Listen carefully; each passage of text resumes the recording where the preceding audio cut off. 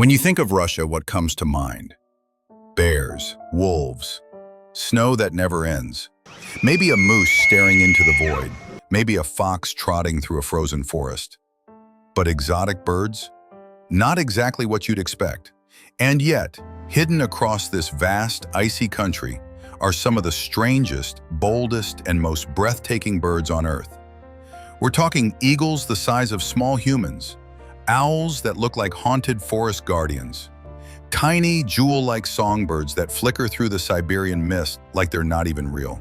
Some of them survive in temperatures that would shut down your car battery. Others nest on the edge of volcanoes. And a few, they've barely ever been seen, let alone filmed. Most people have no idea these birds even exist. And the wildest part? Many of them are found nowhere else on the planet. So today, we're flying through frozen wetlands, silent taiga forests, Arctic cliffs, and mountain passes to meet 15 bird species so unique, so exotic, and so perfectly adapted to the extremes that you probably won't believe they're real. But they are, and they're very, very Russian. This is 15 exotic bird species of Russia you won't believe exist. Let's fly. If eagles were professional wrestlers, this one would be the heavyweight champion of the North. Meet the Steller's sea eagle, a bird so massive, so dramatic, it makes bald eagles look like interns. With a wingspan stretching over 8 feet, a beak the size of a banana, and eyes that say, "Don't even try it." This is Russia's top aerial predator. It lives mostly along the eastern coast, in Kamchatka, the Sea of Okhotsk, and the mouth of the Amur River. Its diet? Fish, mostly. Salmon, preferably. But it won't say no to waterbirds, small mammals, or even carrion if times are rough. And yes, it's loud. Its call is like a mix of a crow's caw and a cranky goose. Not graceful, but very on brand. Fun fact, Steller's sea eagles are so large and so striking that in 2022, one showed up in New England, USA. India instantly caused a bird-watching frenzy. People flew across states just to catch a glimpse of it. It even made the local news. But in Russia, it's just Tuesday. Despite its power, this eagle isn't invincible. Climate change, overfishing, and habitat loss are slowly shrinking its territory. And with fewer than 5,000 individuals left in the wild, its future isn't guaranteed. So if you ever see a giant dark bird with a snow-white tail and a beak that looks like a medieval weapon, you're not hallucinating. You've just seen the king of Russia's eastern skies.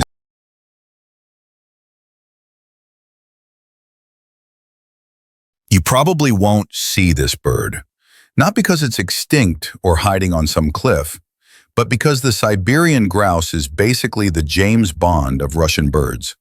Quiet, well camouflaged, and a total expert at vanishing into the forest. This round-bodied, ground-dwelling bird lives in the dense taiga forests of eastern Siberia, especially in areas near the Russian Far East. It prefers the cold, the shadows, and silence. If the forest had a monk, this would be it.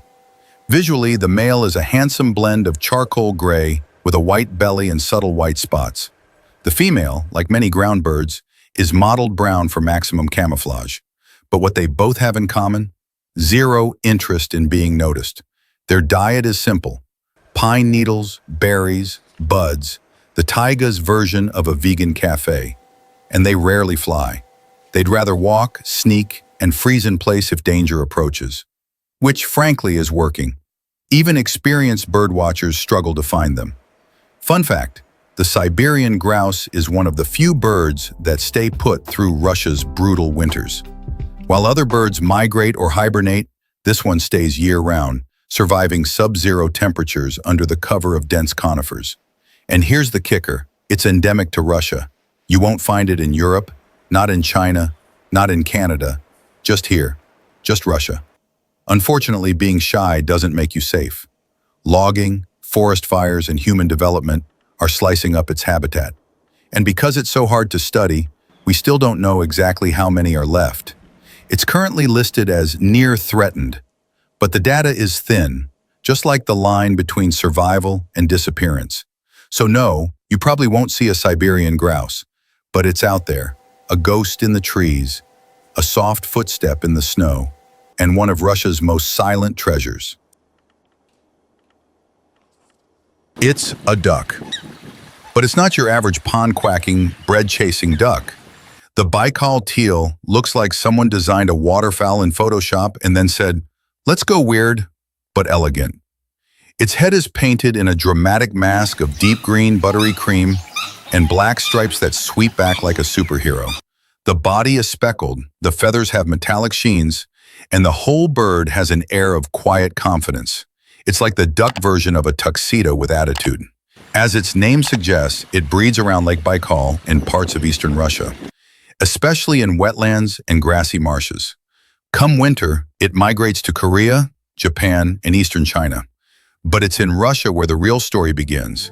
Not long ago, the Baikal teal was in serious trouble. Habitat loss, hunting, and pollution nearly drove it into extinction. In the 1980s, global population estimates were under 20,000. Conservationists were worried, governments were sort of paying attention, and then something incredible happened. The population bounced back. Hard. Today, there are over 1 million Baikal teals, a shocking rebound for a bird that was almost written off. It's now listed as least concern, one of the rare good news stories in bird conservation.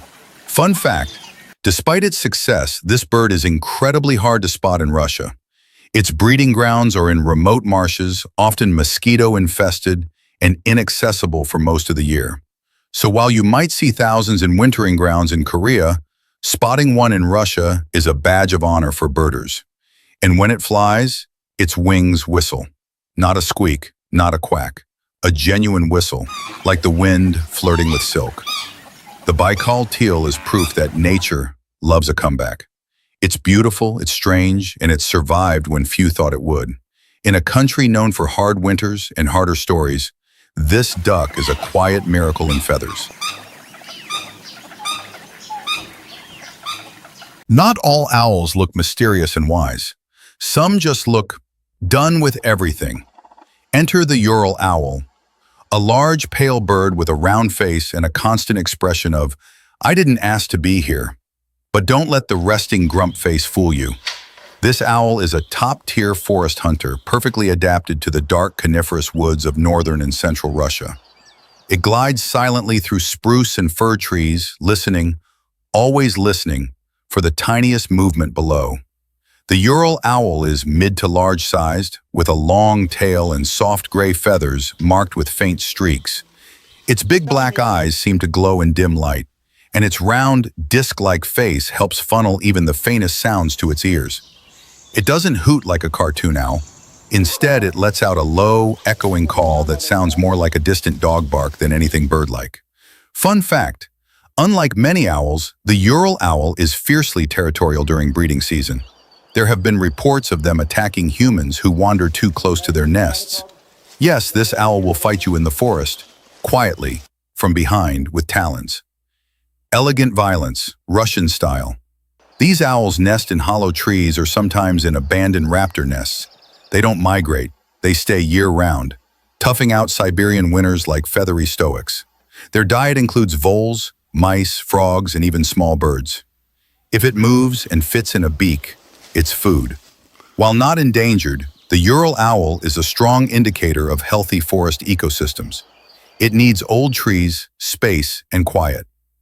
As logging spreads and habitat fragments, their numbers could decline, quietly, like they do everything else. The Ural owl doesn't beg for attention. It doesn't dress fancy or sing sweet songs, but it belongs to the forest, and the forest is better with it in the shadows.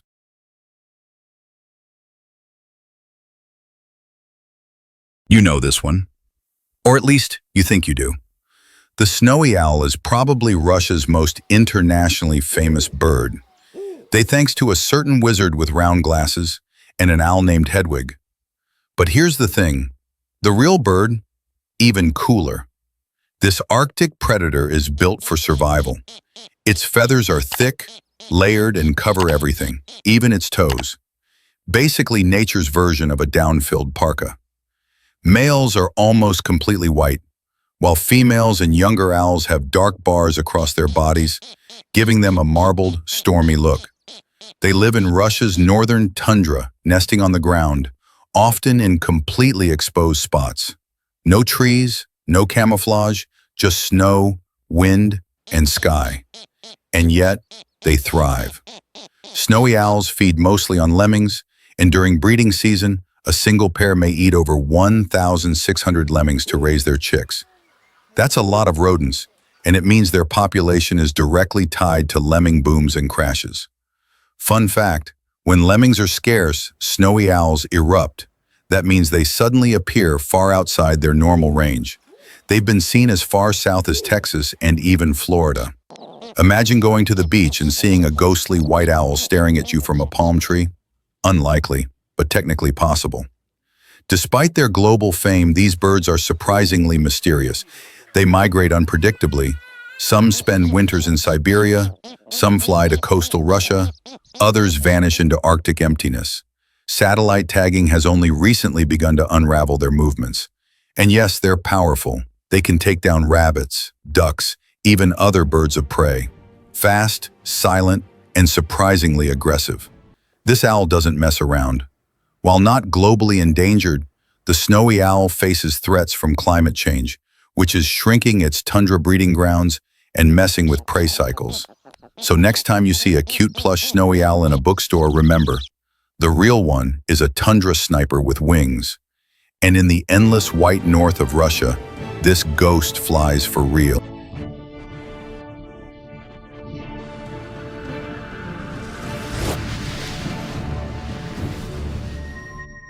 If Grace had feathers, they'd probably look a lot like the Siberian white crane. Tall, snow-white, and impossibly elegant, this bird moves like it's in slow motion, a living sculpture crossing the swamps of Siberia. It's one of the rarest cranes in the world, and it breeds almost exclusively in a remote patch of northeastern Russia, near the basin of the Ob River and the tundra wetlands of Yakutia. Standing over 4 feet tall, with a wingspan stretching up to 7.5 feet, this bird is built for long-distance flight and long-term mystery. Its white plumage glows in the tundra sun, and its face is marked by a bold red mask. No eyeliner needed. These cranes are strict vegetarians. Sedges, tubers, roots, and aquatic plants. Their courtship display includes synchronized dances, wing flapping, and echoing calls that sound like something between a trumpet and a prayer. Fun fact, there are fewer than 4,000 Siberian white cranes left in the wild, and most of them follow a single migration route that takes them from Russia through China to the wintering grounds in the Yangtze River Basin. If any stop along that path is destroyed or disturbed, the entire population is at risk. They're shy, slow to reproduce, and incredibly sensitive to habitat change. In other words, they're terrible at surviving in a world built for speed and noise, but they are fiercely protected. Conservation groups from Russia, China, and international partners have worked for decades to study, monitor, and preserve these birds. Their migration route is sometimes called the crane flyway, and it's one of the most important bird corridors in Asia. Still, spotting one in the wild is rare. You'd have to go deep into remote, mosquito-infested marshes, hope it's breeding season, and bring binoculars and patience. But if you do see one, it's unforgettable. Because in a land of harsh winters and hard lines, the Siberian white crane is pure, unfiltered elegance. A ghost in the wetland, a dancer on ice. Once upon a time, the yellow-breasted bunting was everywhere. It was the kind of bird farmers saw every spring, the kind kids grew up recognizing, and the kind no one thought twice about. But today, it's on the brink of extinction. This small, colorful songbird, sometimes called the rice bird, used to breed across the vast forests and farmlands of northern Russian Siberia, from the Ural Mountains to Kamchatka. In summer, males were easy to spot with their bright yellow chests and rich chestnut backs. Their songs were soft but constant, a soundtrack to the Russian countryside. So what happened? People, specifically mass trapping during migration in East and Southeast Asia. Each fall, millions of these birds flew south, and millions didn't make it back. They were caught in huge numbers and sold as food, mostly in illegal wildlife markets. At its peak, The yellow-breasted bunting population crashed by more than 90% in just a few decades. By the early 2000s, the bird that once numbered in the tens of millions was listed as critically endangered. Fun fact, or rather not so fun, locally it was known as the rice bird because it often fed in rice paddies, making it an easy target for mass netting. In some places, it was considered a delicacy or even a good luck charm. But for the bird, it was a death sentence. In Russia, where they still attempt to breed, sightings are rare and scattered. Conservation efforts are underway, but success is slow. Why? Because migratory birds don't respect national borders, and protecting them requires international cooperation that's fragile at best. Still, there is hope. Stronger enforcement in some countries, education campaigns, and changes in consumer behavior are starting to help. But time is running out. The yellow-breasted bunting is a lesson in how quickly common can become critical. A bird that once sang everywhere now barely whispers. Blink and you'll miss it, literally. The rusty-flanked tree creeper is one of those birds that seems to melt into its surroundings.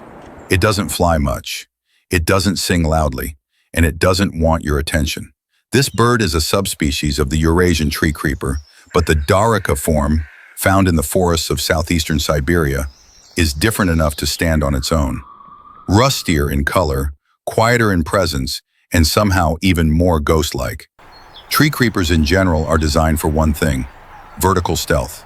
They cling to tree trunks and spiral upward in search of insects, moving in slow, jerky steps like wind-up toys made of bark and fluff. Their plumage is perfectly cryptic, a patchwork of browns, tans, and streaks that make them look like they're part of the tree. Their curved claws let them grip rough bark, and their slim, down-curved bills are ideal for picking out spiders and beetles from tiny cracks. Fun fact, they almost never climb down. Once they reach the top of a trunk, they'll fly to the base of another and start again. It's like their own little forest parkour routine. Quiet, relentless, oddly charming. In the Russian Far East, where this subspecies lives, they prefer old-growth coniferous forests, the kind of places that smell like pine and snow and feel like they haven't changed in centuries. Which is exactly the problem. Logging and habitat loss are eating away at the very woods these birds rely on. And because they're so hard to spot, scientists still don't fully understand how many are left, or what exact role they play in their ecosystem. They're not flashy, they don't go viral, but their presence means the forest is still working, still intact. The rusty-flanked tree creeper may be small, silent, and easily overlooked, but it's part of the forest's memory, and once it's gone, you might never realize what you missed.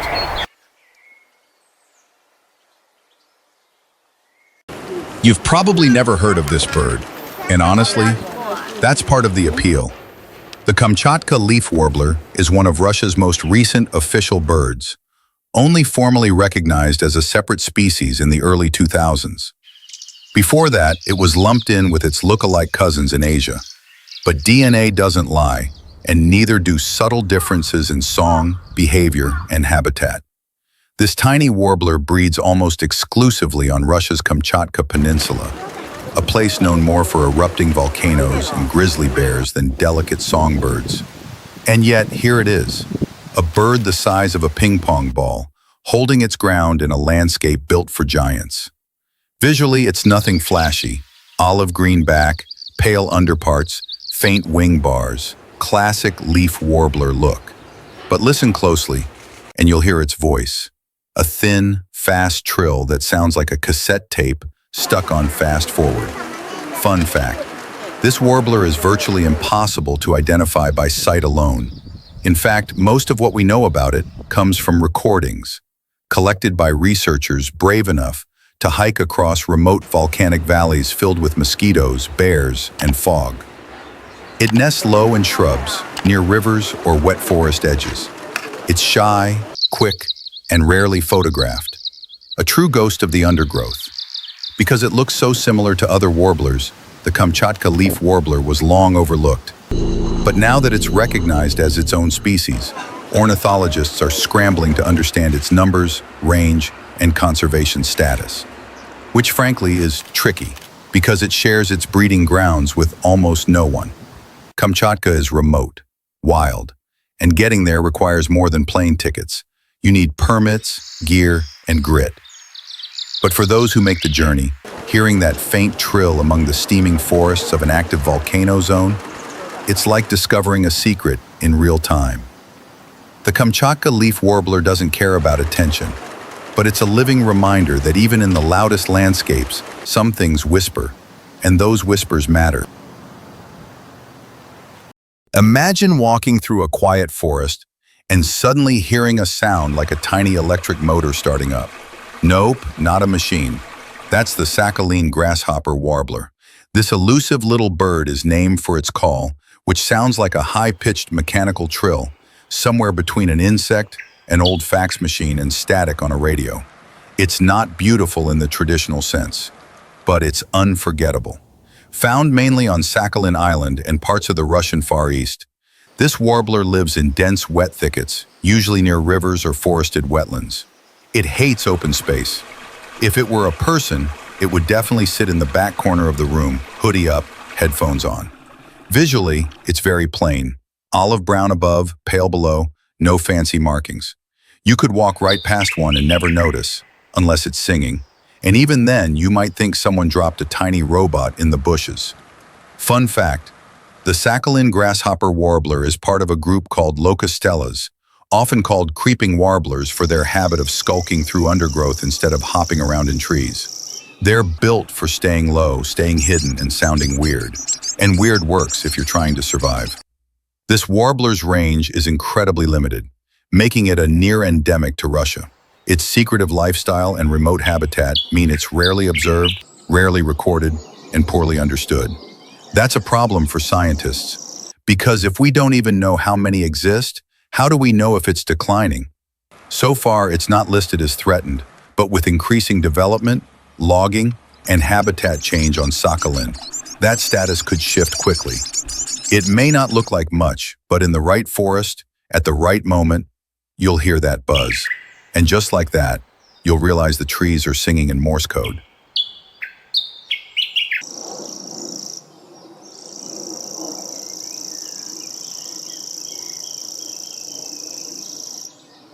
Most birds try to stand out with bright reds, sunny yellows, or tropical greens. The Azure tit takes a different approach. It wears ice blue and snow white, like it just walked out of a minimalist art gallery in Siberia. This small songbird is a close cousin of the more familiar Eurasian blue tit, but it's got its own frosty charm. It lives across the southern parts of Russia, from the Ural Mountains to western Siberia, favoring open woodlands, river valleys, and shrubby patches near steppe regions. It's not hard to recognize. A white face, black eye stripe, soft blue cap, pale blue wings, and a white belly. Basically, it looks like a marshmallow that learned fashion.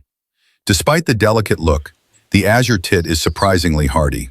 It stays year-round in much of its range, enduring freezing temperatures that would send other songbirds packing. They huddle in tree cavities, fluff up their feathers, and get on with life, quietly and efficiently. Fun fact, the Azure tit has been known to hybridize with the Eurasian blue tit, where their ranges overlap, producing a pastel-colored, super cute combo that keeps birders guessing. Yes, even birds have unexpected love stories.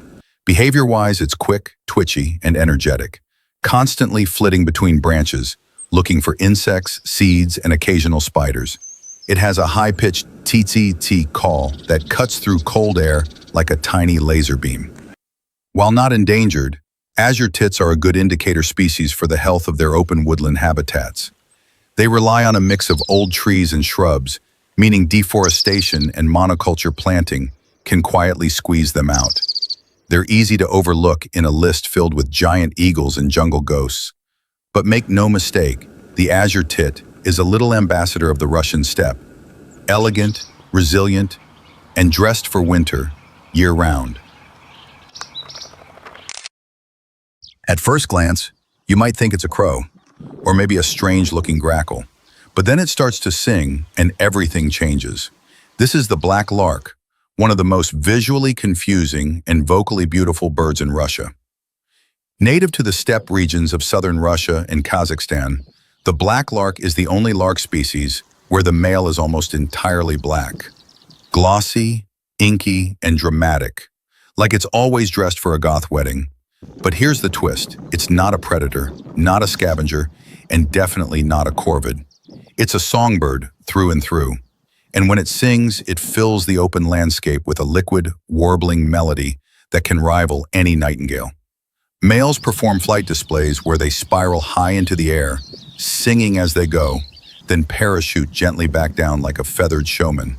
It's part love song, part aerial flex. Fun fact, despite the name, females aren't black at all. They're a dusty brown with fine streaks, the perfect camouflage for nesting in low grass.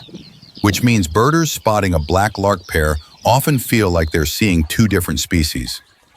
The species prefers open, grassy habitats, often near semi-arid zones or farmlands. It feeds on seeds and insects, foraging mostly on the ground. And unlike forest birds, it thrives in the wide, empty spaces where wind is the soundtrack. But here's the catch. Those wide open spaces, they're shrinking. Agriculture, overgrazing, and habitat fragmentation are putting pressure on many steppe-dependent birds, including this one. Still, for now, the black lark remains stable, and its rich, rolling song continues to echo over the plains. A bird that looks like a shadow, but sings like sunlight.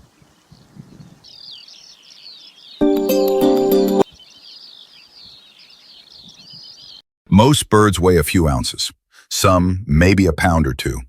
But the Dalmatian pelican, this bird weighs in at up to 30 pounds with a wingspan over 11 feet. This is making it one of the heaviest flying birds on Earth. Just yes, it still flies, gracefully, not really. But when it lifts off, it's like watching a blimp take flight. It shouldn't work, but somehow it does. The Dalmatian pelican lives in wetlands and freshwater lakes across southeastern Europe and Central Asia, with key breeding grounds in southern Russia, near the Volga Delta and the Caspian Sea coast. It prefers quiet, shallow waters with plenty of fish and little human noise. Basically, it's a giant introvert with feathers. Its appearance is striking. Silver-white plumage that gets wilder and scruffier with age, curly feathers on its head, yes, curly, and a massive orange pouch that looks like it could hold a small laptop. Fun fact, during breeding season, the pouch turns bright reddish orange, adding drama to an already dramatic bird. And when feeding, it uses that pouch like a scoop net, splashing, lunging, and somehow not tipping over. Despite their size, Dalmatian pelicans are surprisingly skittish. They'll abandon nests if disturbed by boats, noise, or even too much drone photography. They're also sensitive to water levels. If a lake drops too low or floods too high, breeding can fail entirely. They're currently listed as near threatened, but thanks to conservation efforts, especially in Europe and Russia, populations are showing signs of recovery. Still, their range is patchy, and their size makes them vulnerable. Power lines, wetland drainage, and overfishing can all pose threats. Watching a Dalmatian pelican take off is like watching evolution in motion. A prehistoric beast rising slowly, awkwardly, then suddenly soaring. It's weird. It's wonderful. And it's Russia's flying heavyweight champion.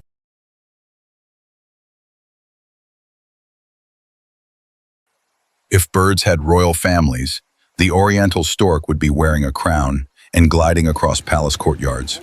Tall, snow-white, and strikingly elegant, this stork looks like it was designed to move slowly and with purpose, because it basically was. Once widespread across East Asia, it's now critically endangered, and Russia's Far East holds one of its last remaining natural breeding populations.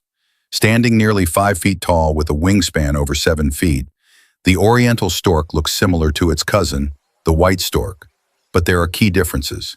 It's bigger, entirely white-bodied with jet black wingtips, and has a black beak instead of red. No fancy colors, just clean, monochrome majesty. It nests in large trees or artificial platforms near wetlands, rice paddies, and floodplains, often close to the Amur River basin.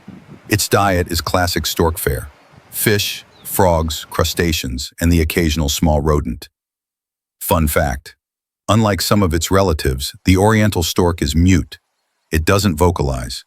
Instead, it communicates through bill clattering, a rapid-fire beak rattle that sounds like someone typing aggressively on a vintage typewriter.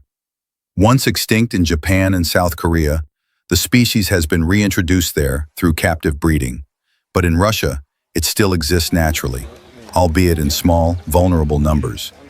Current estimates suggest fewer than 3,000 individuals remain globally, and habitat loss is the main threat. Wetland drainage, agricultural expansion, and pollution have chipped away at its fragile world. And because it breeds so slowly, one pair raises just 1 to 3 chicks per year. Recovery is painfully slow. Still, it's a beloved bird. In many East Asian cultures, it's seen as a symbol of longevity, peace, and fidelity. And when you see one standing perfectly still in a misty marsh, you understand why. It doesn't need bright colors to impress. It doesn't need a song to be heard. The Oriental stork is beauty and silence. And in Russia's wildest wetlands, its quiet presence still reigns.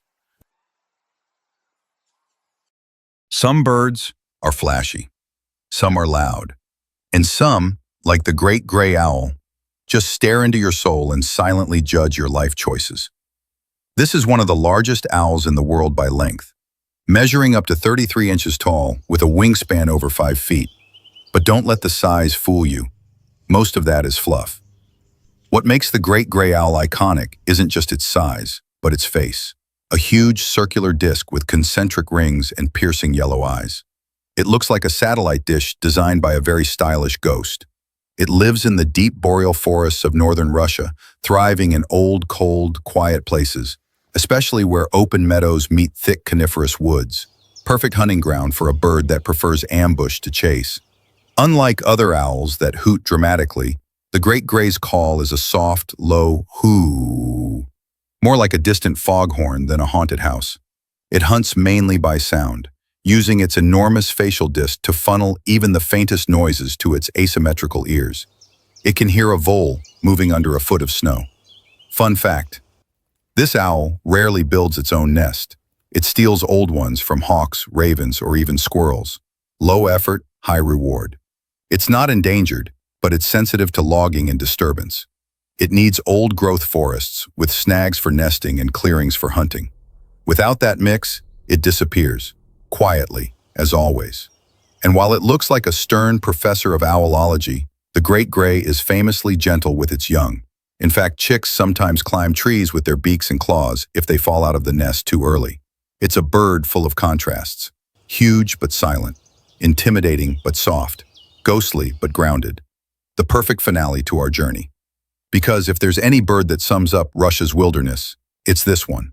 Cold, quiet, powerful, and absolutely unforgettable. From the icy winds of Siberia to the steamy volcanic slopes of Kamchatka, we've traveled across the largest country on Earth to meet some of its rarest, wildest, and most underrated flying residents. Russia may be known for bears, wolves, and snow, but its bird life? Unreal.